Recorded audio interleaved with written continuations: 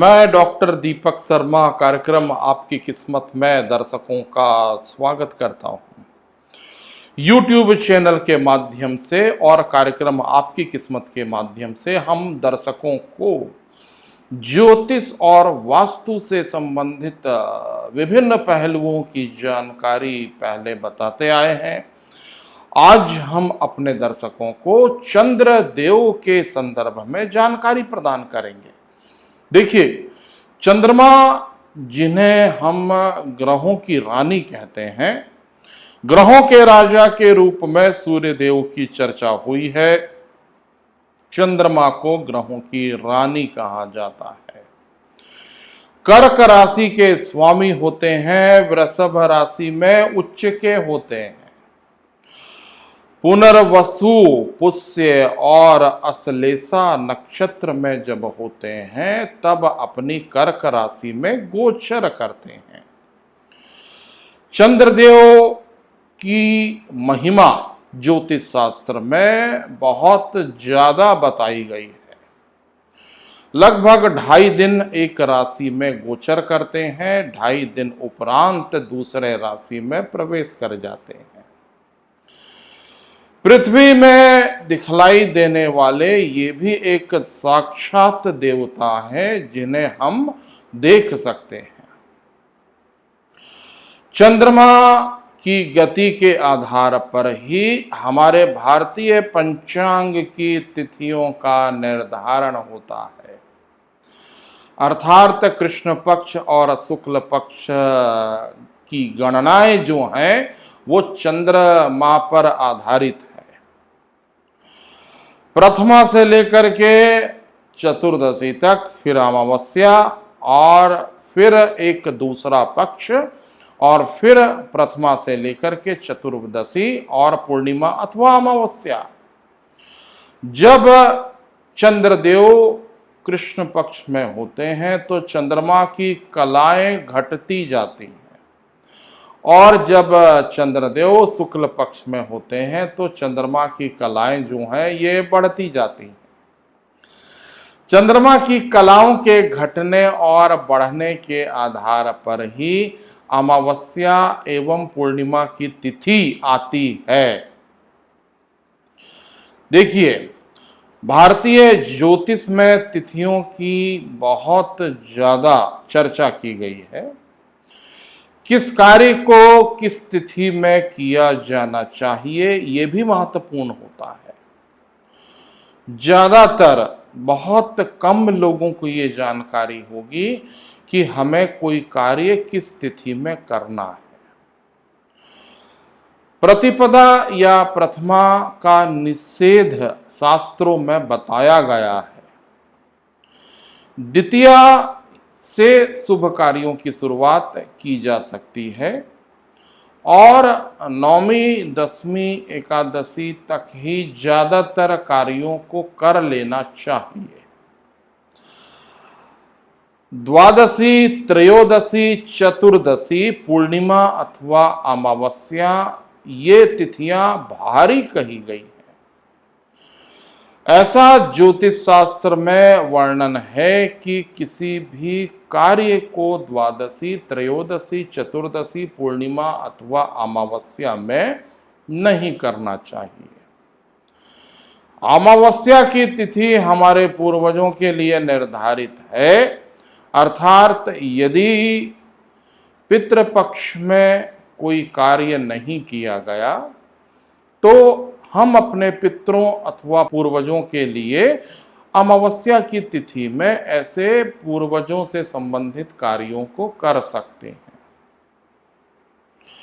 पूर्णिमा की तिथि में चंद्रमा अपनी संपूर्ण कलाओं को धारण करता है, जिसे फुल मून कहा जाता है। अर्थात चंद्रमा की चांदनी की चर्चा हमारे कवियों ने या साहित्यकारों ने भी की है।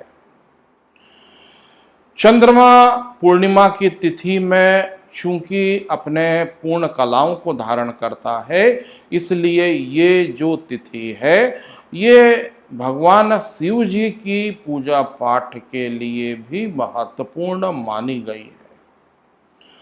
ज्यादातर घरों में होने वाली पूजा पाठ को पूर्णिमा की तिथि में किया जाता है।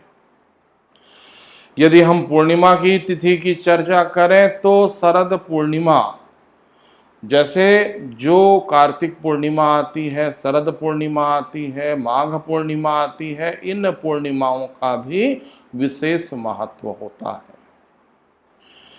पूर्णिमा की तिथि भगवान श्री कृष्ण को भी विशेष रूप से प्रिय थी। भगवान श्री कृष्ण की रास लीलाओं का जो संबंध है वो पूर्णिमा की तिथि से संबंधित है। चंद्रदेव पूर्णिमा के उपरांत धीरे धीरे अपने कलाओं को घटाते जाते हैं और अमावस्या की तिथि का पदार्पण होता है।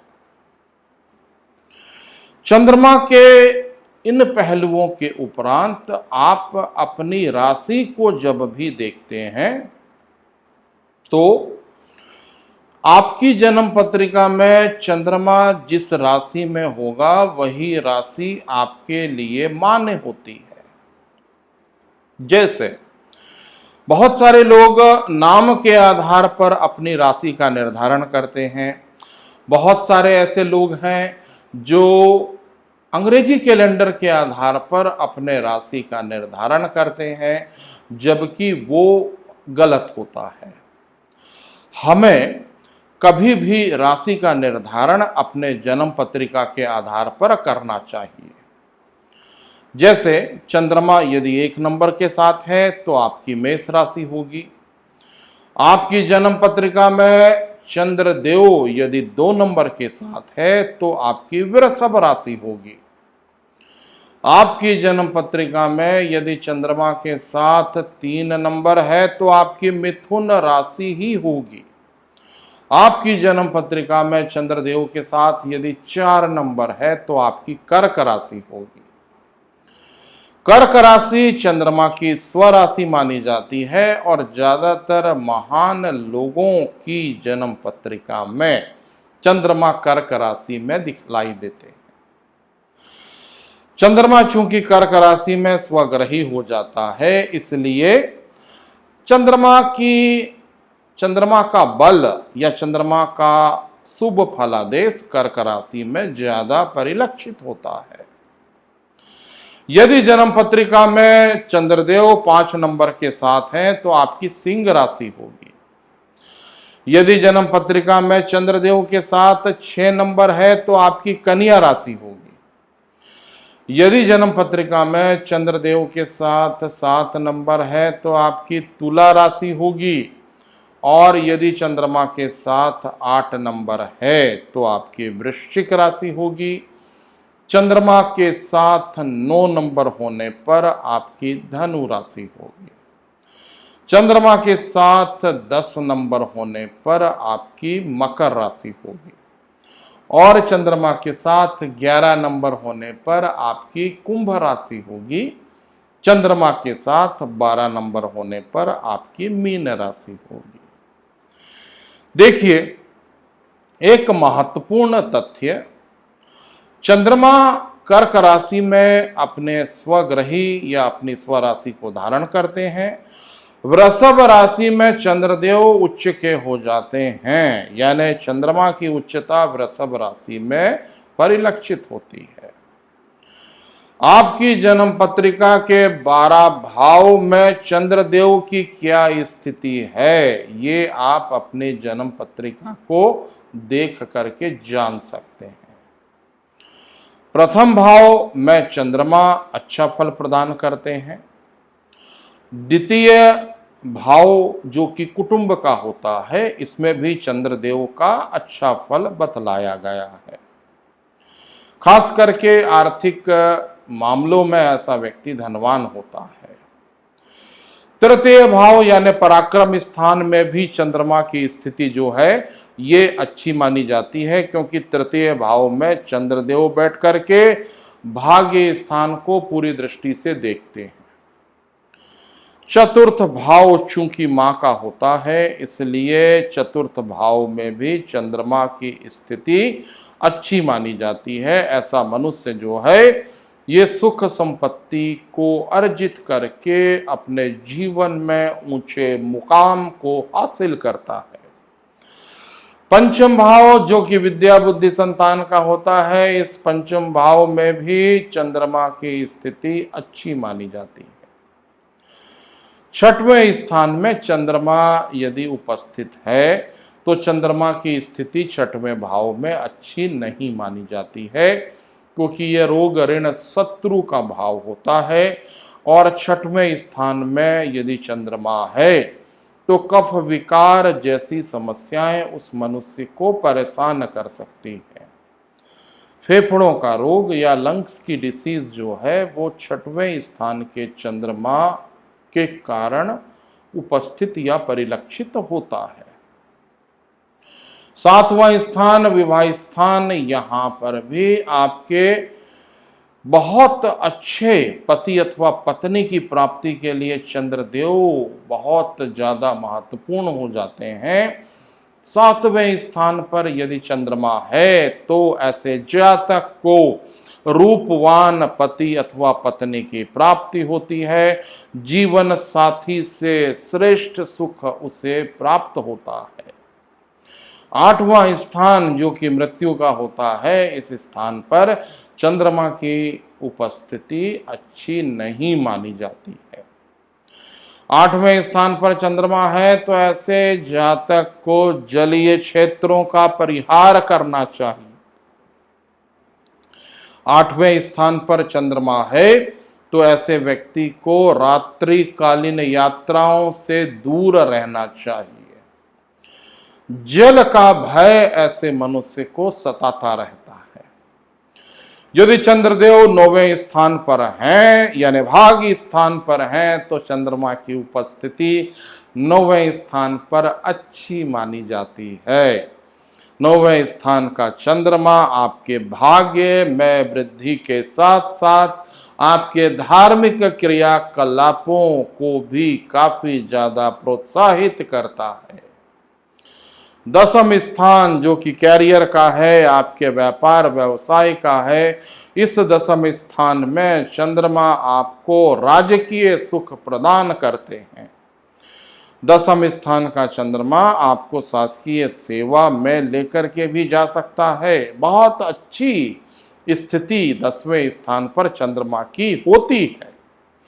11वें स्थान पर पुनः चंद्रमा की स्थिति अच्छी रहेगी, क्योंकि ये लाभ का स्थान है और लाभ के स्थान पर यानी 11वें भाव में कोई भी ग्रह जो है ये खराब नहीं होता है। 12वें स्थान पर चंद्रमा पुनः अनिष्टकारी होता है, अर्थात 12वें स्थान के चंद्रमा का फल शास्त्रों में अच्छा नहीं बताया गया है। कुल मिलाकर के हम देखें तो 6वें स्थान, 8वें स्थान और 12वें स्थान में चंद्रमा अशुभ फलदायी होता है। शेष 9 भाव में चंद्रमा की उपस्थिति अच्छी मानी जा सकती है। केवल भाव के आधार पर हम निर्धारित नहीं कर सकते हैं कि आपका चंद्रमा आपको क्या फल प्रदान करेगा। ज्योतिष शास्त्र एक गूढ़ रहस्य वाला विज्ञान है। इस विज्ञान में बहुत बारीकियां हैं। चंद्रमा के साथ कौन कौन सी राशियां हैं और क्या दृष्टि संबंध है, कौन कौन से ग्रहों का चंद्रमा से संबंध है, ऐसे बहुत सारे पहलू हैं जिन पहलुओं के आधार पर हम देख करके आपको आने वाले समय में और बेहतर जानकारी प्रदान करने की कोशिश करेंगे। अगले प्रसारण तक के लिए मुझे डॉक्टर दीपक शर्मा को इजाजत दीजिए। नमस्कार।